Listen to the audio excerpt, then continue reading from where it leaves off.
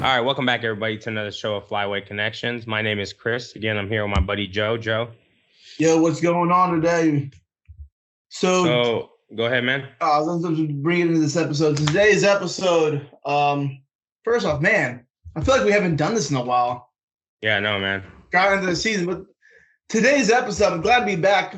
But today's episode is kind of talking about the season's going so far. I'm on my second split of our third split, Which is retarded. Here in Louisiana, great state of Louisiana. So we kind of want to talk about how our season's been going, some of the gear reviews, the big gear review. I know a lot of you guys seen our shotgun gear review. Kind of want to talk about what we've done right, what we've done wrong so far this season, and how the shotguns are holding up. Yeah. So I think let's talk about how the season started, man. So I know the season started with you.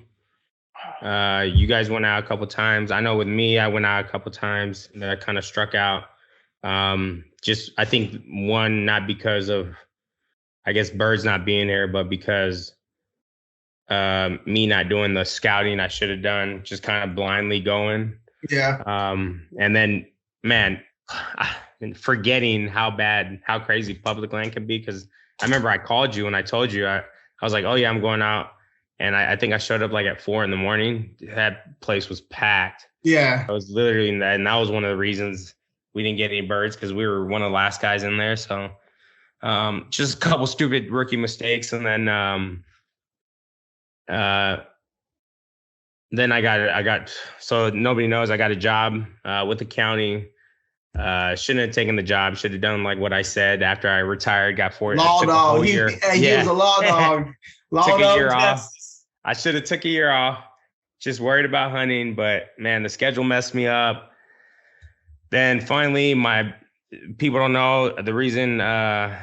Whatever. I got out of the military is because my back was insane. So I had crazy back spasms. Went to emergency room. Then I was out for a couple weeks of the season.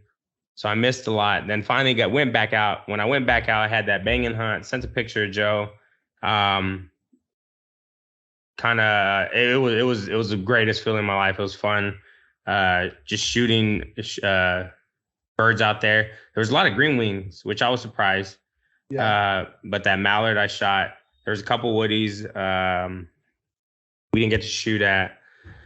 But since then, man, it went to going out and then having some stuff happen and then having my gas tank stolen. Yeah, so, you guys get some low life steal from you. Yeah, somebody, whoever stole my gas tank, man, if you needed gas that bad, I would have filled up your tank. And to knock on the door and you'd fill it. Not cut my gas line and then take my gas tank, which honestly it was my fault, thinking I live in a semi-safe neighborhood. So I was like, but I mean, gas is harsh out there. Yeah, it's getting rough in the world, man. So I was like, man, but we got to go out a couple times. I'm going to go out. Then I was supposed to go out on a guided hunt, which, I apologize to the guide, but things happened. My wife got COVID, so I couldn't go out this past on the 3rd. I paid for that. But I'm going to go back out on a guided hunt on the 15th.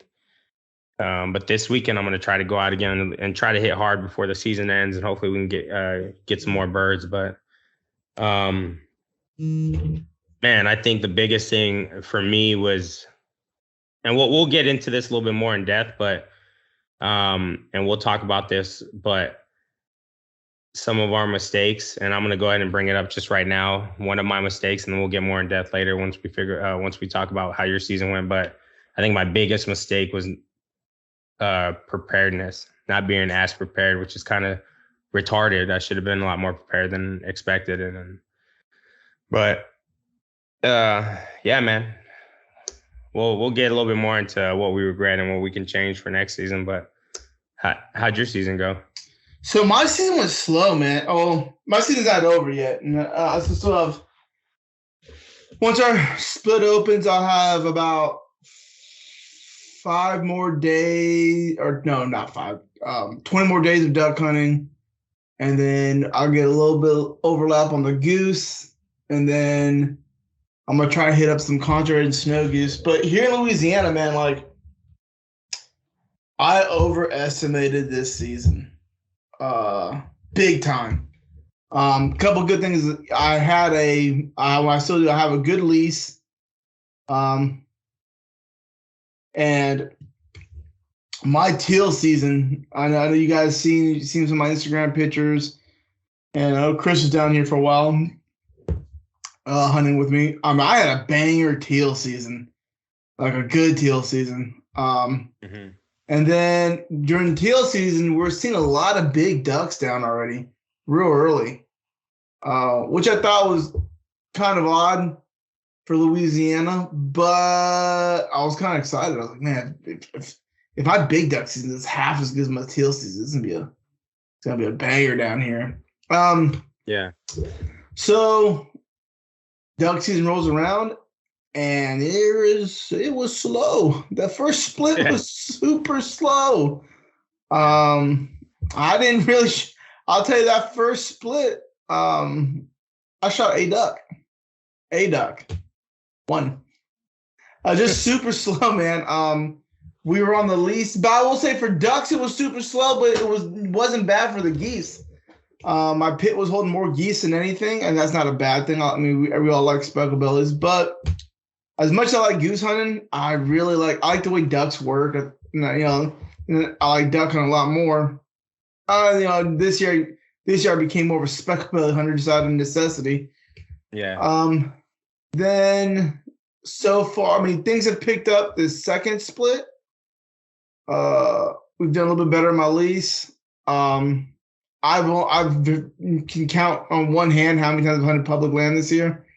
So I mean, that's a good thing. I mean, for guys, having your own lease is a lot. It's easier. You do all your work up front. You do your work on the backside, and I can kind of, I don't have to worry about the public land grind.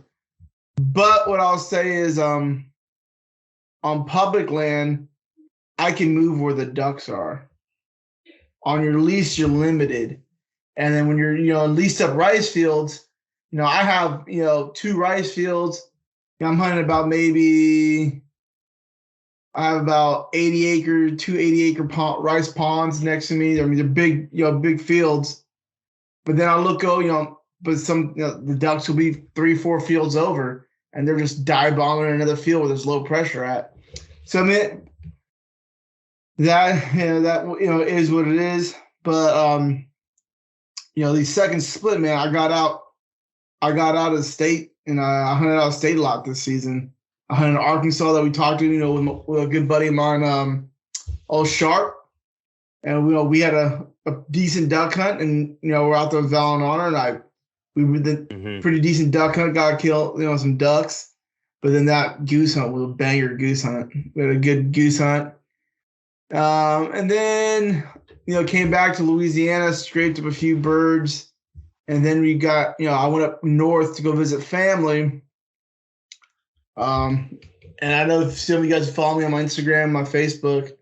I hunted closing weekend. I hunted over in Nebraska, and let me tell you, that was a hunt to go in the books, ladies and gentlemen. Yeah, how many birds you get? Shit, we got limits of mallards, and we ended up with 6 big Canada geese. Me and I took my boys, so we all shot our limits of mallards. And honestly, we could have caught. I told the guy I cut it early. Great guy serves Riverfront Duck Club out there in Nebraska. Great guys. Look up to them. We're gonna have them here on the show here pretty soon. But I had to call the hunt because we had my wife's aunt's birthday party to go to at a nice little barbecue restaurant out there in Omaha.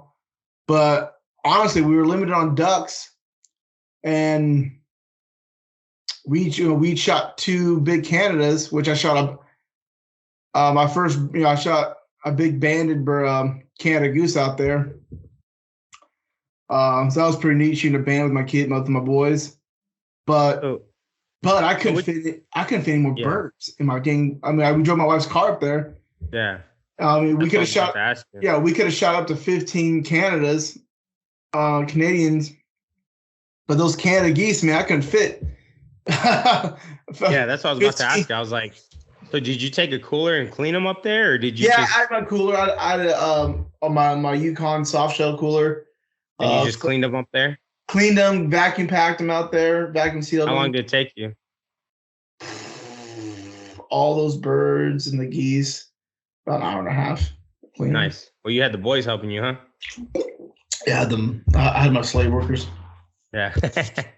Man, that's crazy. So I know one thing you said, uh, and this is gonna go for both ways. People are gonna have opinions, but a lot of it, man, it's almost like, and you said the weather there is, it's been hot, it's been warm, yeah, it's been we just had our first cold front come in today. yeah. Like today was 29 degrees. I mean, I was like, I wish I had this, a week ago. Yeah. But when I was hunting in Nebraska, and I sent you pictures of the refuge because after the hunt, after the season closed, I still stayed up there, hanging out with family. We think we spent 10 days up there. Yeah. And I was there for the last 2 days of the season.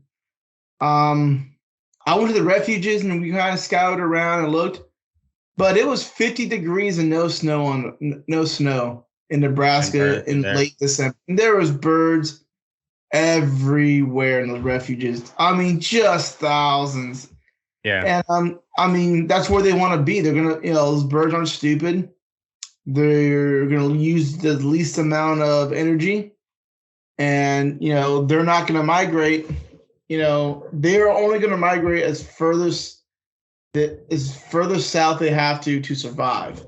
And if the weather gets it where they can't, or survival is difficult, then they'll move further south. But I mean, a lot of guys I will say, hunting Nebraska was the first time that I've ever hunted flooded corn. Nice. It was flooded cut corn, no different than the rice fields that we hunt down here. But I was hunting on these huge blinds. I mean, really awesome blinds. There were pit blinds that kind of like mine, but there were pit blinds on steroids.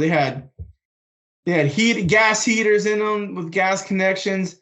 You can plug your phone in the blind and an outlet. And nice. There was lights. We were fully, it was fully covered. The concealment was good. Hunting like about 300 full body Canada spread with another probably 200 mallard spread. And the front of us was the Missouri River, and behind us, we had decoys front and back. And behind us was a cut cornfield that was flooded just about over ankle, calf deep. Yeah.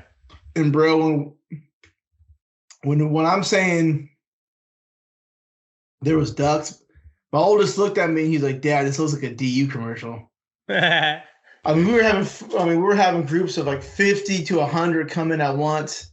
The longest part of that hunt was everyone trying to get their last bird for the limit, for everyone's limit, because we had to wait till a single came in and we all had to shoot down the line because we didn't want to shoot. If everyone's trying to get their last bird, we didn't want to shoot into any big groups and actually crip some more, or so trying to stay ethical and everything. Yeah. So it was fun, man. We had good. And what I like, I think, coming back after those kind of helped me, is, I've hunted certain areas for so long, hunting out of state, seeing how they hunted the rice fields in Arkansas this year, seeing how they're hunting like the cornfield, the flooded cornfields in, and what part of Nebraska were you hunting at? Just north, about 45 minutes north of okay. Omaha. And then when you hunted Arkansas, where was that at? By Jonesboro. By Jonesboro, okay. Yeah, by Jonesboro. So kind of see how they hunt there, hunting those pits, different techniques. I brought that back down here to Louisiana, and I finished off my second split pretty good. Now we're waiting on this third split to start, and hopefully we're starting to see more birds come down with this more cold front cold front coming in, everything kind of getting colder up north. And what's crazy, man, is that cold front. I was looking online and buddies, and like that cold front really helped, at least here in North Texas, because we kind of had the same thing that went on in Louisiana. Is like the the warm weather, man. It's just like, and honestly, a lot of it has to do with my mistake too. Because I mean, I saw there was birds here. I saw birds. But hitting that X was like finding it. And I think because my first season hunting here in North Texas, I didn't do no scouting. I kind of did everything blindly. Did a couple rookie mistakes. But I think next year I'm going to put it at the point to kind of get out there a little bit more, go on a little bit more guided hunts here just to see how the birds work and stuff. So, but, yeah, I mean, it's hard for me, even for me or you, or anywhere where you're kind of hunting by yourself and you don't have a real good hunting partner network. I mean, for me, a lot of being in the military, I hunt with a bunch of guys. I retired, but everyone else, they haven't retired yet, so they start moving around. You kind of lose your network. Yeah. It's a little bit harder because once people come and go and you kind of, feel each other out, it's almost like a team, like a football team, baseball team. Yeah. You start getting your mesh, you start, hey, bing, bong, boom. I know when me and Chris are hunting, I'm putting out decoys, brushing blinds. Chris, you're untangling. Yeah, so you're not freaking out. Texas rigs. If you want to see Mr. Joe Spears get pissed off, just give him a set of decoys with some rigs and have them all tangled up, man. When you're using the Kmart special on Texas rigs. Yeah, I'll go. I get a little Bobby Knight, start just flipping decoys across. Yeah, I'm like, gosh, it's like. But I mean, I get what you mean, man, and I think that's one thing that kind of sucks is like, I find people here, I go out hunt with them, but it's not like there's not a routine or whatever. So it's kind of like, even though I'm not guiding, I'm kind of like doing everything because most of these guys I'm going with, they've never hunted before, or two, they don't know, they haven't been doing it. I haven't done it in a while. Even when you're hunting with another experienced hunter, there's very few people. I mean, we all hunt so differently. That's like when me and Sharp joked around, like we met. Like it was very rare. You meet someone, you're like, oh, bro, like we kind of just clicked, like, oh shit, like, we know what each other's doing, kind of. It's hard because the last couple of years here, I was hunting with you and Gilbert. Me and Gilbert still hunt. Me and him both share that lease together. Gilbert bought a brand new house. So nice. How's he doing on the hunting? Any birds? Slow, man. I haven't even asked him. Yeah, I mean, he got in that house, and anyone knows who's first-time house buyers. Yeah, it takes some time out of you. Yeah, kids in college and all that, But he puts it in with me. I mean, I was definitely upset. I mean, not upset that my wife got COVID. I was a little upset about that, but whatever. He was worried about your health there. That's why he's upset. This cold front, man. And then seeing pictures of people, getting birds, I'm like, oh my God. Yeah. And then the only thing it's a little bit different because I could have just gone out by myself, but I have the little ones. So the little ones, I can't take care of them. They're not sick. So yeah, it is what it is, but I'm going to go out there this weekend.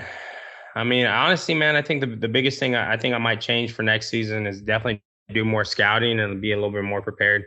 Yeah. Also bring in my save that for the last half of this podcast. Yeah. What I really want to get into is our shotguns. Yeah. We talked about before season we did a review on Instagram Live and everything. We'll probably do another Instagram Live review at the end of the season, but I kind of want to do this little mid-season checkup on how our shotguns are going. I know our buddy Joe, the other Joe, man, he started a new job. He moved again. He's about to move again. So he's been kind of busy, but he'll be on the show and we'll link up with him after the season. Man, he just went on a banger hunt in Arkansas on some geese. Nice. He went 3 days in Jonesboro shot 8. They shot out of 4 guys. They shot their limited specs each day. And then on the snows, they went 80, 80, and a 90 day. Nice. Yeah, so Nice. Joe went home with some birds. But then he also went back and we to Texas. He hunted a draw hunt in South Texas, and they scraped up, kind of like me. They scraped up some birds, but I think it wasn't enough to say a banger hunt. But anyway, granted, you don't judge your hunts by what's on your strap, judging by the experience and your learning. But we're all duck hunters, like Ramsey Russell said. We're all duck hunters, man. We like killing ducks. That's why we do. We don't do it for the sunrise. No one buys a $2,000 shotgun to go watch sunrises. Yeah. But let's start off with your shotgun, man. So, as everybody knows, I had the Stoeger M3500, and that. So here's the biggest thing, man. I kind of was a little bit skeptical about this one. I know there was a lot of good reviews about it, bad reviews, but I think what changed my mind was that Ducks Unlimited event I volunteered at, and I was in the shotgun booth, and I shot it, and I shot it a lot. I wanted to, within the 3 days I was out there volunteering, I put a lot of rounds through that specific one. I shot the Benelli. I shot the Browning A5. I love that one. And we had talked about that on our Instagram live, but this one, I went ahead and I said, you know what, for the money, I bought a boat. I was like, my wife's going to kill me if I buy something else that's over, $1,200.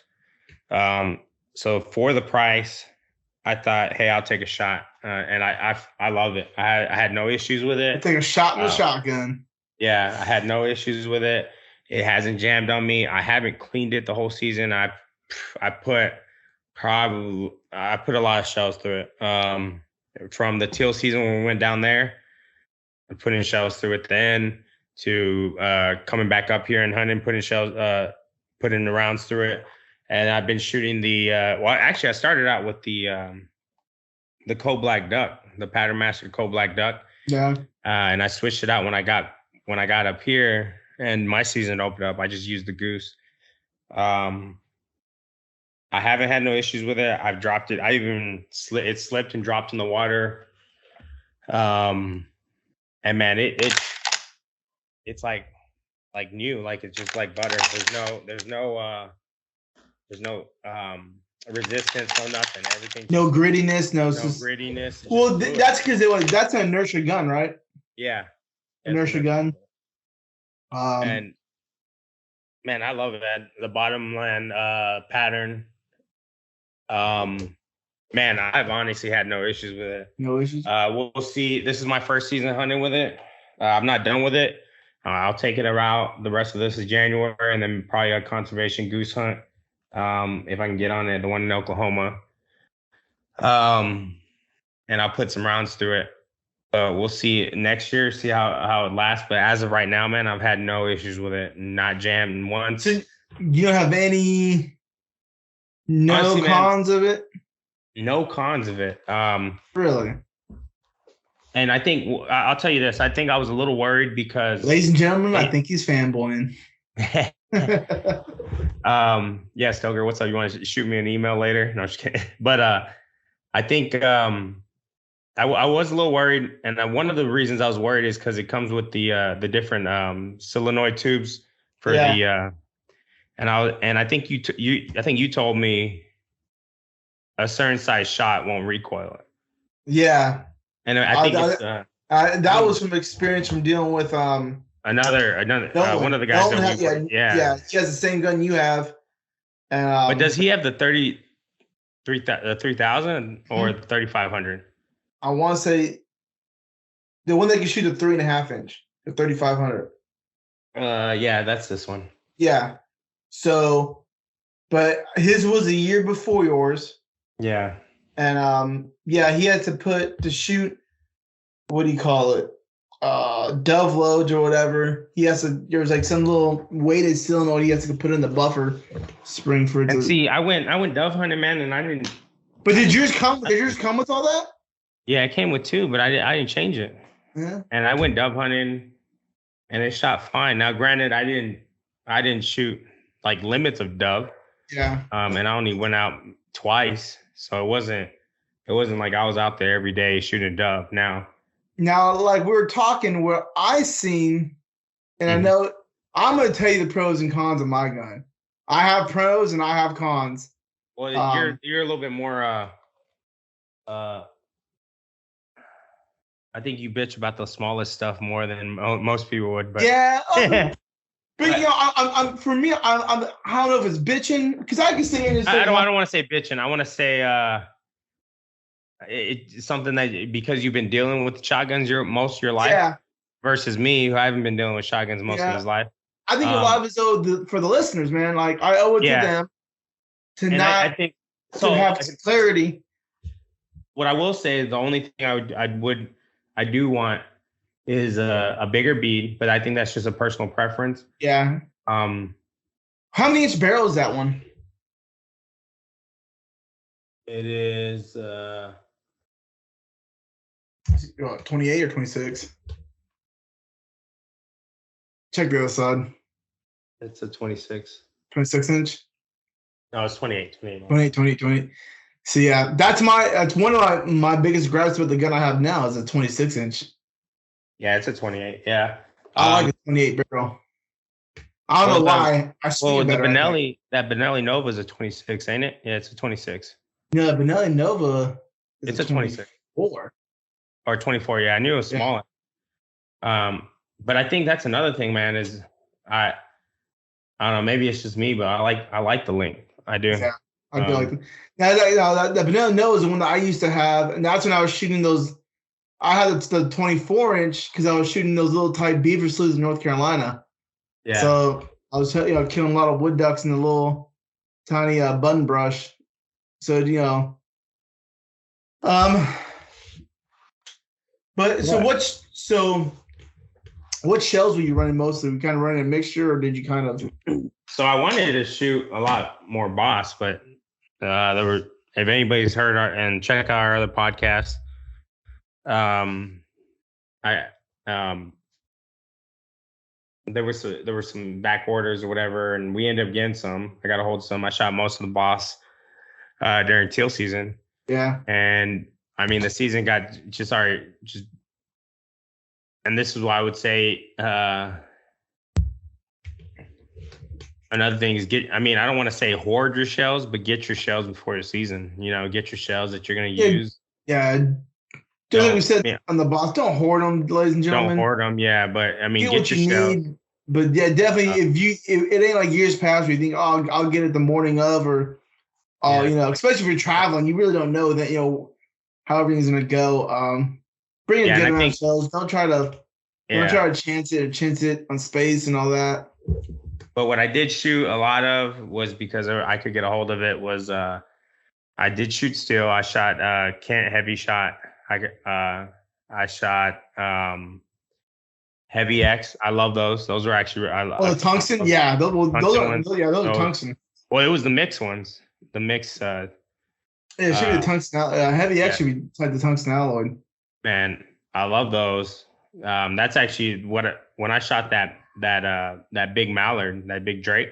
Yeah, that's what I was shooting. So, and then I've also shot Black Cloud, which I like, but I think what I'm gonna do is get that. The next thing I'm gonna purchase is that the Black Cloud Pattern Master choke.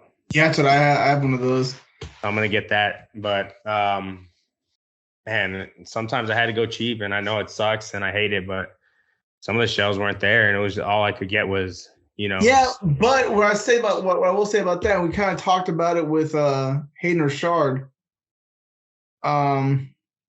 Is the one good thing about the Pattern Master is even if you're shooting not so desirable shells, it shortens that shot string so much, and you're still getting, the most energy, the most pattern density on target as possible. Obviously, the more holes in something is going to be better than the least amount of holes. That's another thing, man. I think I want to do is I I want to do my own, and I know you could find it online. I know, and this was kind of like my DIY duck blind because everybody's done a scissors blind. It was something I wanted to do, but I want to do my own um, one pattern experiment with different shells and the pattern master, the code black duck, code black goose, and then shooting clays with them and see what I like about them. Yeah. I think, and like you said this once before, is like you're not really gonna know how a shell really works unless you're actually using it what you're gonna use it for. So you shoot it on paper is maybe a little different. You're still gonna get your pattern, but going out there and going out shooting clays or whatever it may be. Well, I mean, take it like I kind of think about it like the Army. Yeah. You know, I go out and get my zero, and I could shoot, you know, a real tight zero. You go to the range, like you fight. Yeah, you go and you shoot the pop-ups, which I mean that's like playing whack-a-mole. Yeah.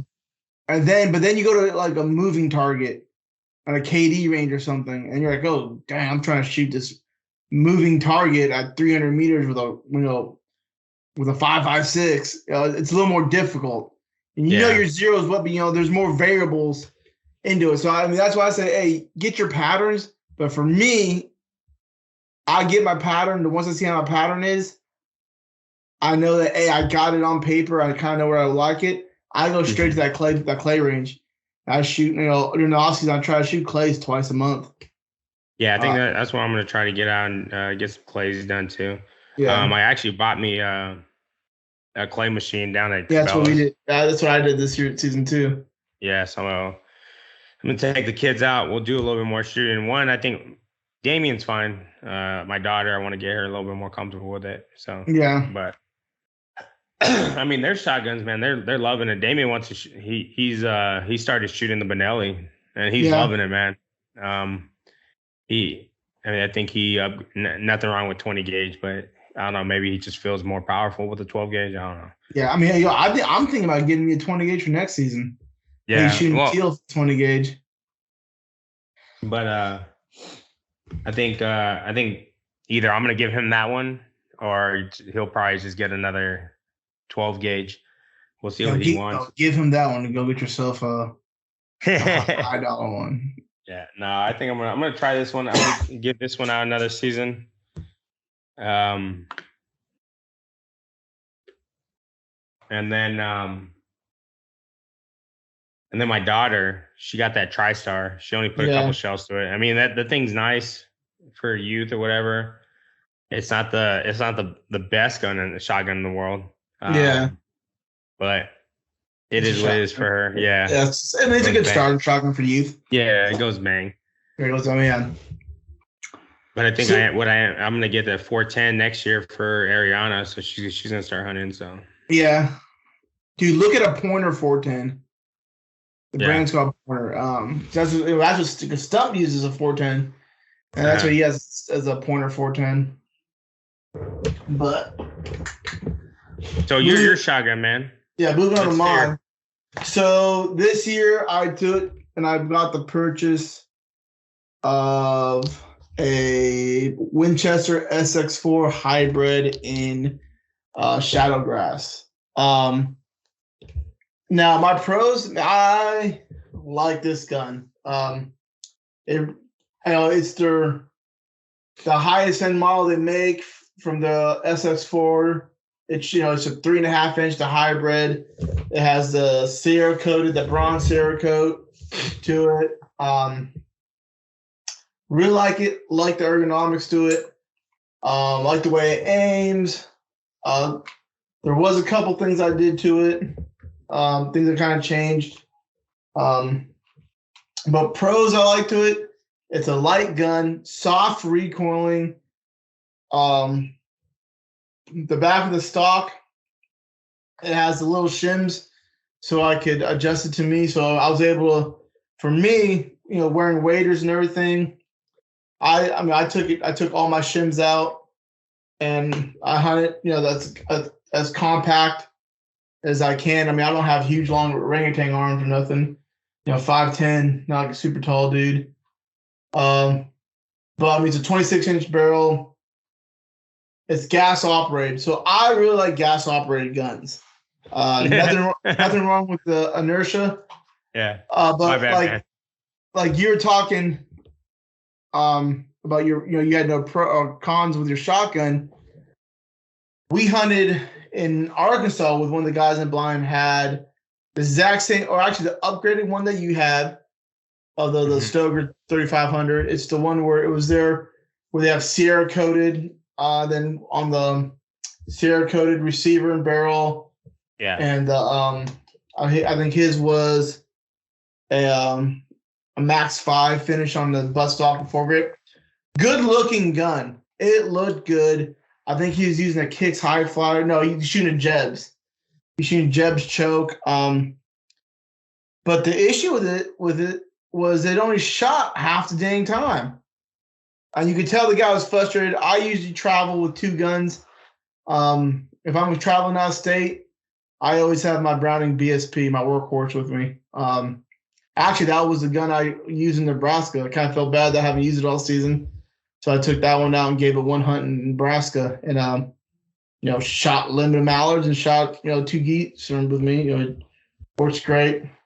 But his gun didn't go off that much, so I kind of I felt bad for the dude. He wanted he paid for that shotgun, so he wanted to use that shotgun. I was like, all right. The thing is looking into it, reading up on some of the inertia guns. And then there's a guy on Insta or YouTube, I can't remember his name, but he does a bunch of shotgun tutorials on he's an exhibition shotgun shooter, does all sorts of shotgun shoots. And when I remember his name, I'll let everyone know in the next podcast. Yeah. But he was talking about inertia guns, and if you don't have a good shoulder presentation of the gun, or it's not seated in the pocket, and the inertia guns kind of need that kickback, off your body to cycle. So sometimes when the guy, he was a smaller statured guy, so I don't think he got a good pocket, a good seat in the pocket all the time. I think that was a lot of his issues, which I'm always going to advocate shooting the off-season practice with your gun, get the good stance, get a good grip on it, get it nice in your pocket. But sometimes when you're duck hunting, man, you're excited. You hop up there, throw the gun up, and if you don't have it set perfect and it doesn't go bang or doesn't cycle, to me that's an issue. But we pay, even for these low-end guns, even this SX4 isn't a high-end, it ain't a Super Black Eagle 3 best. Yeah. But I mean, I still paid about $1,000 for it, tax out the door. You probably spent about $800, $900 for yours, tax out the door. Yeah. I mean, $900. Yeah, $900. I mean, it's still good money that we're paying. I want a shotgun that's going to be 100% reliable. Now, for you, I'm glad you haven't had that issue, but that's one issue. I think another thing. I have with inertias, though. Yeah, I think another thing though is I think let's say with me, if I didn't try out, or had the opportunity to try these different shotguns, I probably just bought one blindly. And I would say it's just like any gun, man. I think not every one shotgun is for one person. I mean, like you said, it might be just stature. It might just be how it feels on you. Yeah. I know there was that competition shooter guy that was at the Benelli booth down at the Ducks Unlimited. He said that for some reason he couldn't, and I mean he could shoot Stoger, but it didn't feel right to him. But him shooting, and he's also been shooting Benelli because he's sponsored him for a long time. So, but I think it's just preference, and I think I would say this to anybody listening to this, get out there and try the shotgun out. If you have a really good bud or whatever and that has a shotgun, ask them, hey, or if they're willing to let you shoot it a couple times, either at the range or while you're out hunting. I know I shot the Benelli before I bought it off of you. Yeah. So I think just getting the opportunity to fill in it, put in some rounds down there, because there's one thing to fill in the shotgun and putting it up at academy or whatever, and there's another thing if you take it to the range, and I know there's a lot of places that actually there's a place here in North Texas that you can try the shotgun out, go shoot it at the range next door, and if you like it, you can purchase it. So yeah, there's events like Ducks Unlimited that they're having every year here at Texas Motor Speedway. You know, go out there, and you know, if you don't want to go out there to go see anything else, you're gonna try shotguns out. It's free. Well, granted, you gotta pay for your rounds, but I think it's like $1 a round. So you $5 for 5 shots. So but you can shoot any shotgun you want out there. Even though, remember, I was telling you those new ones that they had out there, the Bridges, yeah.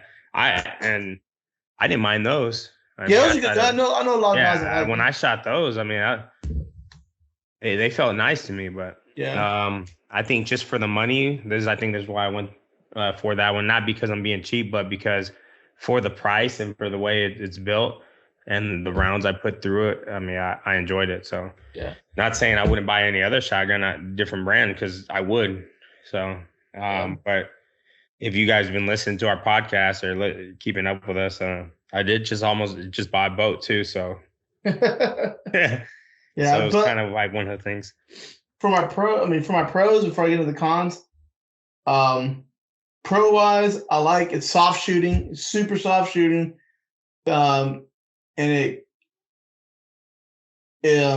soft shooting because it's gas operated and it gets back on target pretty fast. It has a nice, smooth, balanced recoil, so I can shoot one, get onto the bird. If I miss, I don't have to realign too quick.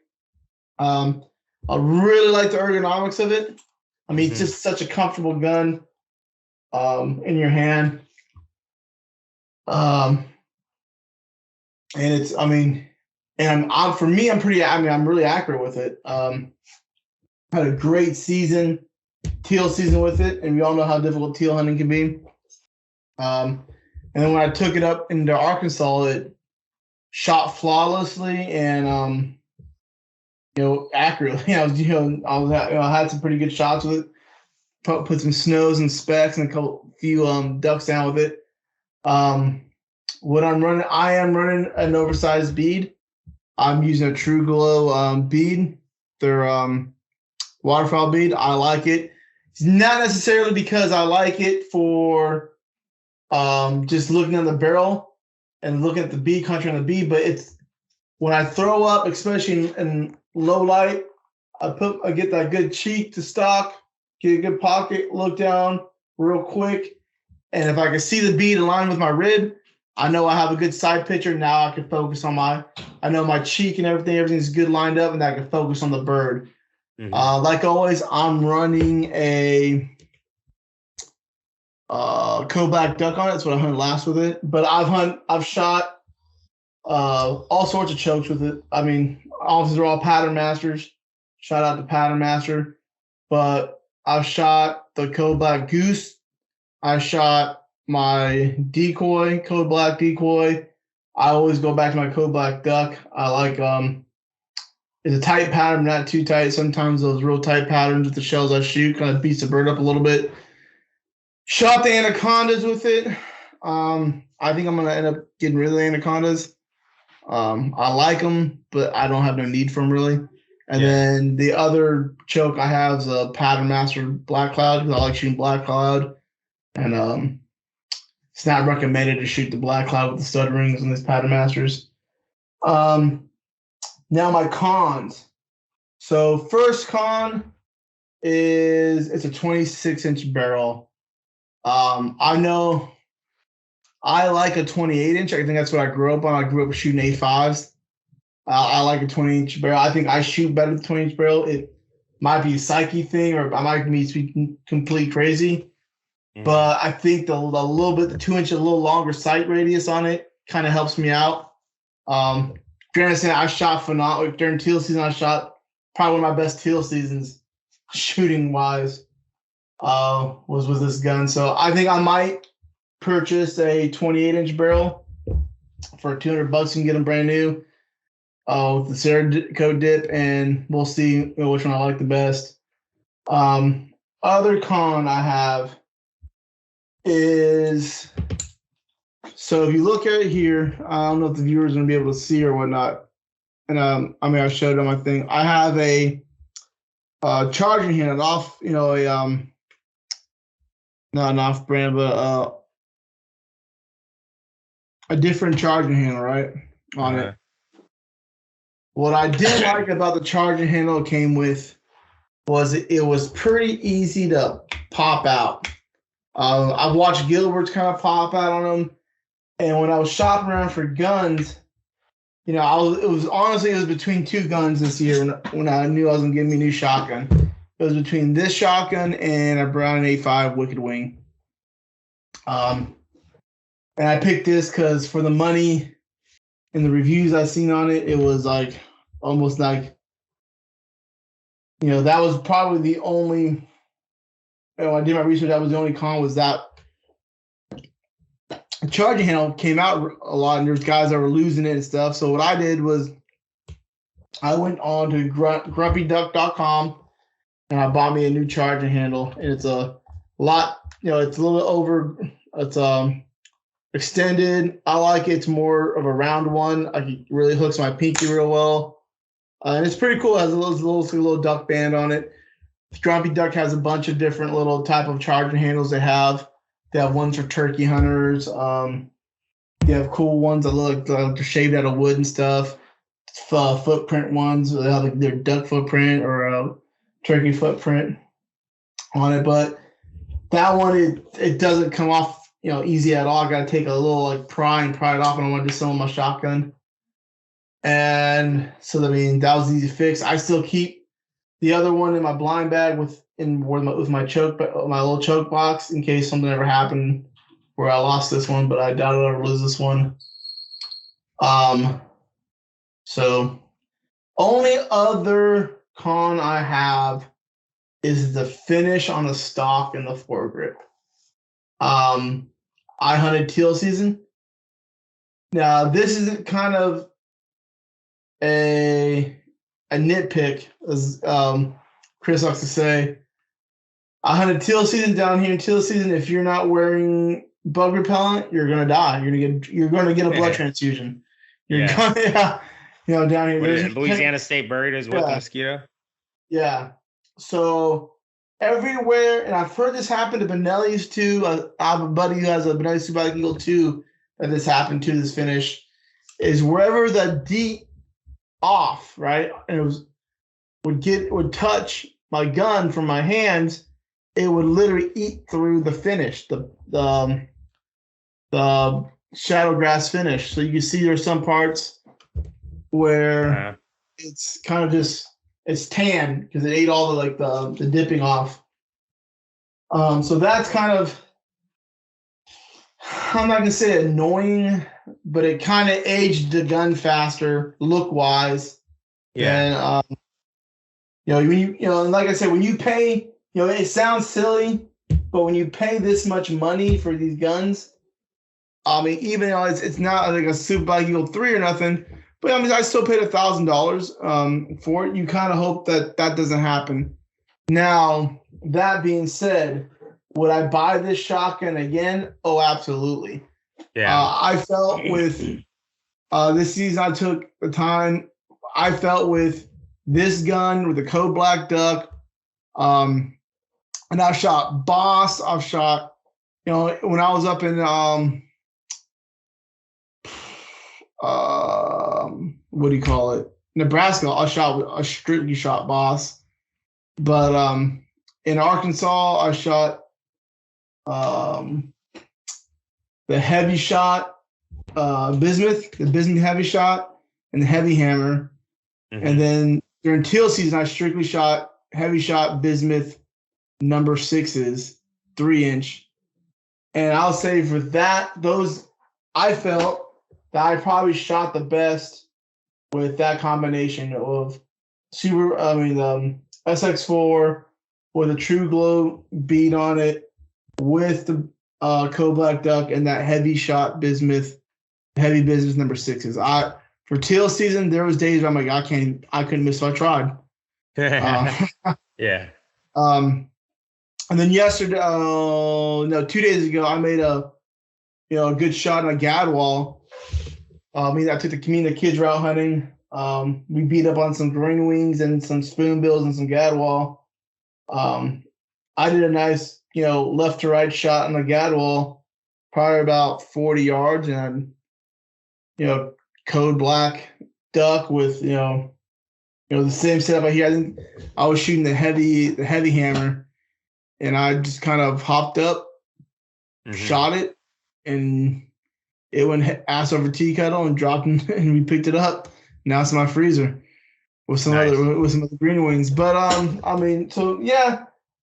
big thing about it is cosmetics. I wish maybe that didn't happen with the DEET, but it's not a game changer. It's just kind of nitpicking. I did have one malfunction this year during teal season. Wasn't due to the gun not working. It was kind of due to the conditions. It got a lot of mud in it. We're using kayaks that we probably should have been using. I have real nice depth creek boats, but I had a buddy who really wanted to use his ocean Hobies. Oh yeah. And they didn't do very well, too good in the mud and the sloughs, and they slopped mud all over the place. And I didn't have the gun in the case just for storage purposes to kind of get it out of the way. A little bit of mud got into the action, and it jammed up on me one time. Once I realized the mud, my fix was in Catahoula Lake, that dirty, nasty water. I unloaded it, opened up the action, put it in the water, shook it around a little bit, shook it dry, and it worked. So, it happens, man. But I'm going to say out of the couple hundred rounds I put through it this year, for one malfunction that was due to it being caked in mud, I can't. Yeah. I can't. You can't be mad at that, especially but yeah. You brought up the whole that I guess there's one thing, and you brought this up, and it is something that kind of bothered me, but I thought I was gonna be nitpicking if I brought it up. Was like you said, the wear of the dip. Yeah. So like there's like wear here, and like it's kind of like the patterns coming off or whatever, but we'll say for yours, it's not like chippy. It's not a lot. Yours ain't bad. It looks like it held up. I know you still wore mosquito spray. Like my mosquito spray, if you looked at this shotgun, you would think that it was about 5-6 years old, hunted hard. Which I guess it gives I know a lot of people send their guns on to Rob Roberts. Shout out to him. You'll probably see him on here pretty soon. But it kind of looks like it has that distressed Rob Roberts look to it. So it looks kind of cool. It doesn't really bother me too much, but it's just that's something. Yeah, it doesn't bother me. There's some guys out there that want to guns. Yeah, I thought it'd be more just because of like where my cheek goes or anything like that, but it's not too bad. You can obviously see where. What is it? Benelli has that. I don't know, that patent. Yeah, something like that. So it doesn't have that. It is for the money and for what I paid for it. That's why I didn't bring it up. I thought it'd just be nitpicking. Yeah, but, I think in a shot, and when you hunted teal down here, we were hunting hard conditions, and it ran like a champ. And that's kind of weird with the Stokers. Like you in those rough conditions, sitting in the swamp, sitting in in the marsh grass, it went bang every time. I'm in Arkansas in a nice pit, and the other guys down. It was really shooting hell. He probably missed 5 or 6 ducks the first day because of he would go up and he would shoot, and the next one would be a click. Yeah. I think it's just one of those things, man. I think it's definitely preference. I think I like to believe that these shotgun makers, they make them for everybody, but size, there's around the world, just size is different. So And you're I don't shocked know it's what not goes clicking the behind it. blinds. So It's kind of an ego for for a duck hunter, a guy. It's kind yeah, of I'd be a kicking the little upset, ego, man. huh? Yeah, I'd be a little Yeah, upset. everyone's staring at me. Everyone's shocked. Yeah, Everyone's banging. Mine's over there. You're, God dang it. Yeah, it's kind of like when your dog doesn't yeah, doesn't retrieve. hunt him up. And it comes Yeah, back, just it's rolling in the mud and everything. And crip dug. And you're like, God dang, everyone's watching me now. what the decoy, man. Another thing too is, man, and while we're on the topic of what we went on this season, how many of your decoys got shot up? Oh, bro. Yeah, I took some people out. Yeah. bro. Especially during teal season. I lost some decoys during teal season. Did we shoot any? Your decoys? I didn't shot any, but I took a lot of people out during teal season. And this. Oh well, never mind. I was only there for a week. I took other. No, it wasn't guys. But I took other people out, and the teal this year were working so good that I was getting them so tight that they were just kind of they're being peppered, and a lot of it's not. It happens, man. Yeah. And that's why sometimes I don't go out and get like super expensive decoys all the time. I try to get the best ones for the money and whatever. And then for teal season, I mean, I bought handy down teal. But even when you're shooting, you're shooting those little more open chokes, and they're so tight. They're getting peppered. Catch a BB here, BB there. Yeah. And then I was trying some decoys out for a company, and my son shoots. We have some spoonbills that want to get acrobatic, and some of them real duck decoys. One of them caught some pellets. But you know what? I drained the water, patched it up, and it works perfect. Yeah. I really like those, man. I shout out to the real decoy company. I really like your floaters, the real man. duck decoy, yeah. Yeah, I really like the floaters. I wish they're the best looking mallards I have out there. I like them better than the GHGs. No offense against GHD, but they look good. That flocked head looks good. And I like how light they are. Big thing about it is, man, I wish make more species. Yeah. Make pintails, please. Yeah, that's make something the pintails. And then I think I'm gonna replace some of my decoys that got kind of peppered up. And it was a lot of them were my teal spread. Mm-hmm. And I think I'm gonna a lot of my teal for next season. I'm gonna replace with the game winners. Yeah. Those with game winners the flex touch or whatever. If you have listeners who want hey man, like they're UVA coated, UVA foam coated and stuff. Man, I like them. I think they look good. Yeah, and this is just so you guys are listening. There's a plan in the future, hopefully here in the next week or two. We'll do Instagram live, and I really want to get those the real duck decoys, because just from the pictures I seen, and I know you're gonna mail me out the motions or whatever. Try them out, and actually I was gonna tell you, man, you didn't mail me out the swimmer too. I want to try that out for a little bit. But anyway, I'm gonna mail you both of those. Okay. Yeah. But I was gonna say is, me and you would have to fight for those floaters. But I'll eventually, man, I got to make a trip down there before the season ends.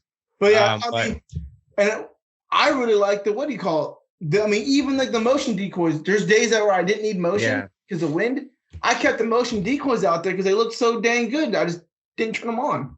Yeah, well, once I get them over here, we'll do so this way the viewers can actually see the real duck decoy, and how they look, and then how we what we thought about them. But just the pictures, man, that you post of them. I think they look good. Yeah, they look good, and they both work good. Yeah. The only recommendation I'm gonna say is for the swimmer, have a little bit longer.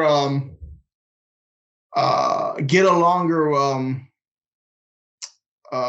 Texas rig. Yeah. It swims better with a longer cord. That's the one that I will say. I had a 20 or 36 inch, and it swam good. But if you had the longer one, you have the bigger patterns and more it's gonna swim. It's gonna look a lot better. But I mean, I know we're getting towards the end of the show, and I know Yeah. me and you talked about some questions. So I'll ask you these questions first. Well, we'll go on one. We'll ask each other topics. Mm-hmm. But what's one thing at this point in the season that you wish you kind of regret doing, or wish you didn't do, or wish you did a little bit different? So I kind of talked about it earlier, and you kind of stopped me. I think the biggest thing, man, for me is being more prepared. I think being Yeah. more, and when I say prepared, it's not with being prepared with my decoys, being prepared with my shotgun and shells. I was good with that, but I mean being prepared on getting on the ducks, getting on that Yeah. X, and that has to do with scouting. That has to do with getting out there.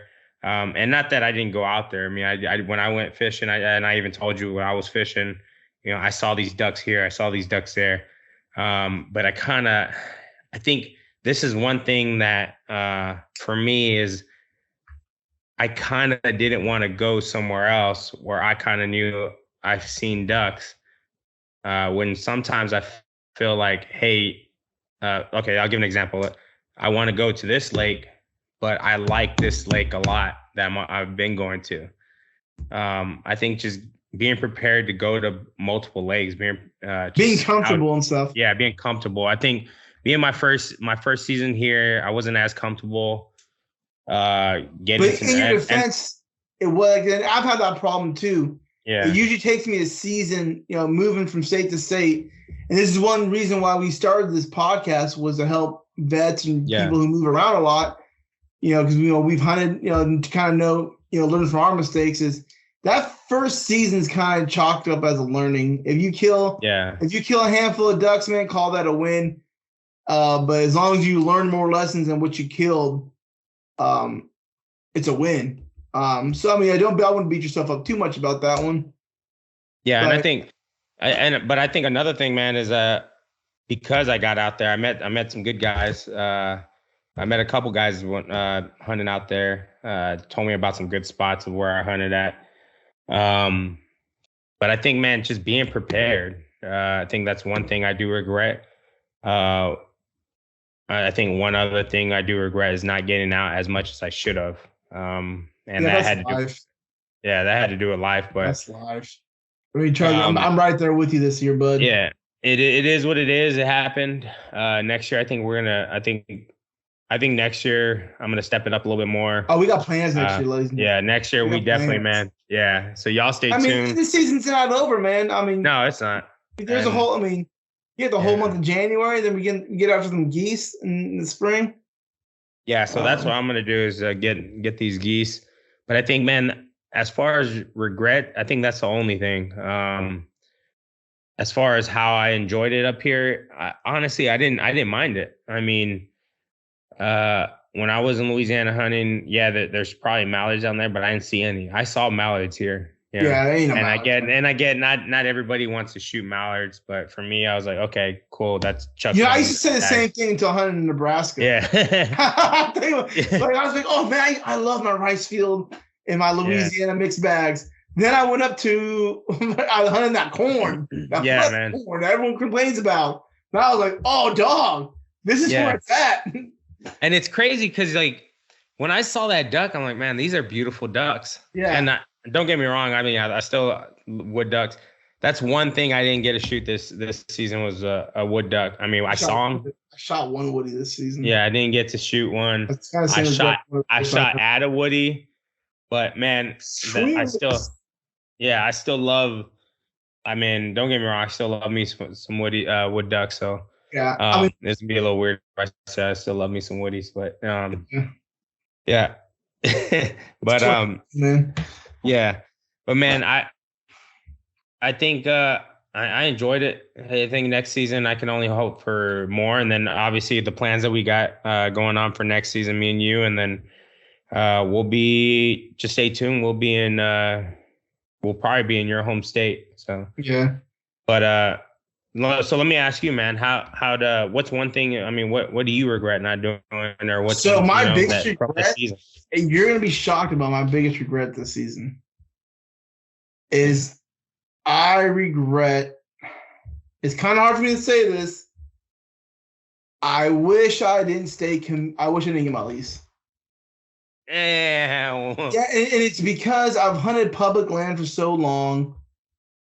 It was kind of hard staying committed to a lease where in the seasons past, I could hop around from different public. I was chasing the ducks last 5 years down here in Louisiana.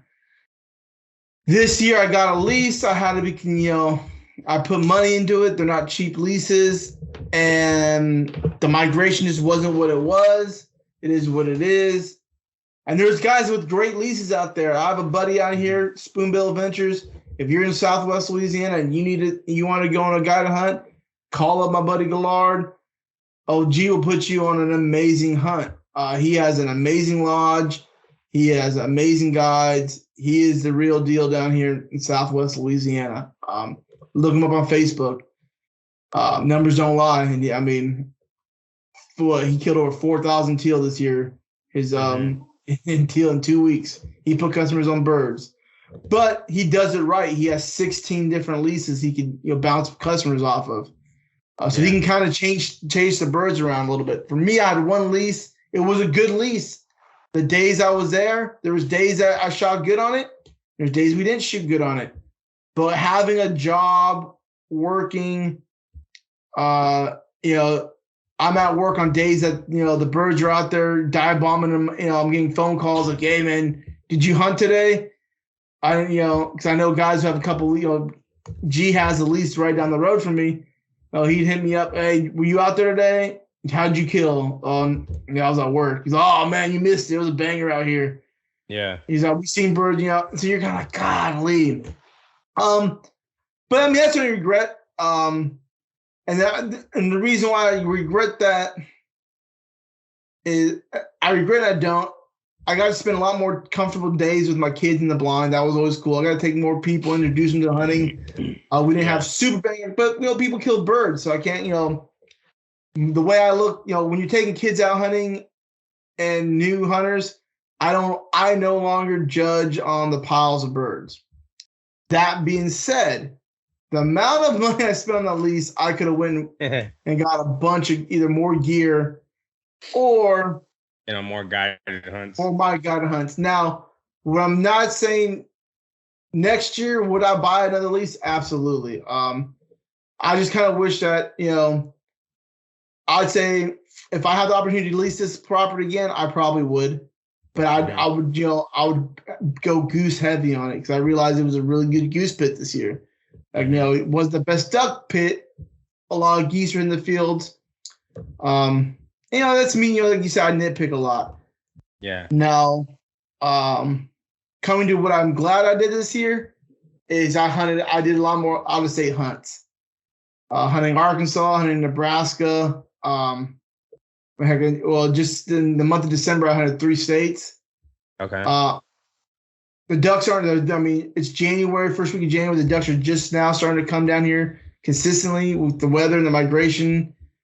If hunting out of state this year saved my season, I think. I learned so much from the way people conceal their pit blinds because I hunted pit blinds all the time. I hunted, in this, like I said, in the month of December, I hunted out of layout blinds. I hunted out of pit blinds. I was hunting in sloughs. I was hunting, on the edge of rivers. And you learn a lot. I learned how they hunt the corn, why how the corn is set up, how you can see your blind better. And those pits, those blinds in North Carolina, not North Carolina, Nebraska, you can't see them, bud. They are, I'm sure, hidden. Arkansas, they have good hidden blinds, but their blinds are kind of like the same way we have ours here in Louisiana. Yeah. But and then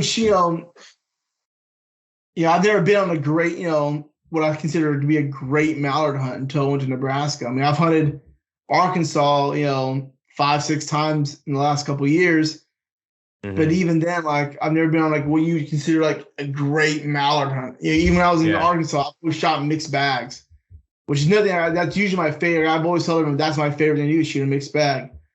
Then I went to our Nebraska, Nebraska. and we had ourselves a mallard beat down, and that was cool. That was really cool. Shooting those big honkers, shooting the band, and then really like getting on. I mean, those when you're working those mallards and so tight that they're just back flapping, and you're just you're picking your shots, you're picking the green. I think there was 6 of us hunting. We shot a 6-man limit, and I think we only shot 3 hens, and the rest of it was all green. And I think that the first day we hunted there, I shot a banded goose, a big old banded honker, and the guy in the blind next to us shot a banded drake mallard. That was a good hunt. So I definitely like hunting out of state. I think I want to do more out of state hunts in different places, and really for more of a learning experience. I can especially with where I'm at now in my hunting. I don't like calling it a career, but my hunting stage in life. I could learn more if you think I'm 36 years old, been hunting duck. I've been hunting since I was 5. Duck hunting really hard. Started when I was 12. Yeah. But I can learn. You're always gonna learn something from somewhere. No one's ever obsolete or absolute. And now, like I said, with the stage that I am now, I get to take what I learned from those other places, other guides, other people I get to hunt with. Because Nebraska wasn't an actual guide service; it was I hunted at a duck club. I paid for the day blind. And I got to come with some pretty cool dudes. And I get to put it on this content here and share what I learned with however many people want to hear my annoying voice talking on the internet. Yeah. But yeah, man, all in all, slow season. I wouldn't say it was my best season ever. But it wasn't my worst. It's just a mediocre season. But I still have 20 days of hunting to do. So I like to think the best still to come. Yeah, we still got a whole lot of season left. So yeah. Hopefully we get some more, man. It just sucks that the whole the second split you got or third split, whatever. So I'd love to have been out today, man. Yeah. The way the weather was and all. I know there's birds pushing, but yeah, man, we can keep on going. I think this was really good. Man, if anybody who's listening to this, if y'all have any more questions about our shotguns, reach out to us. We'll more than happy to let y'all know how we feel about them and any other detailed questions you might have. But you got anything, man, before we go? No, man. Hey, thank you to the listeners. Thank you for always listening to us. I really appreciate the support we got. We're about to, we're getting ready to wrap up our first season, and I was skeptical of starting a podcast. Chris kind of kicked me in the butt to do it, and I'm glad I'm doing this, man. I'm really glad. I'm kind of like humbled to see the turnout we have. I really appreciate it. Yeah, I really appreciate the support. But yeah, like always, man, I want to thank Vow and Honor for what they do for our service members, veterans, first responders, and everybody who supported us from this moment on, man. I know on New Year's Eve, I gave a shout out to everybody as much as I could. But I couldn't figure out the whole Instagram thing. I'm a little bit better than Joe when it comes to computer literacy, but a lot. But I know there were some people like Sharp. I know Sharp, Stump. I think I did tag Stump, but Stump. I want to thank everybody that's been with us through this journey on these podcasts. Haley and Chelsea. If you look at Chelsea's getting after Chelsea. Falcon, look up on Instagram. She is getting. That is one duck hunting fool right there. Yeah, she's getting after it in Arkansas. And then just everybody. Oyster Creek. Brett Mason. Brett Mason, a big shout out to him. A shout out to Pit Boss, Jason from Edible Outdoors. Just shout out to everybody who's been with us. And I keep going on. It's just my mind's going blank right now. I should have wrote all this stuff down, but like always, y'all have a good one, and love Al and not fail.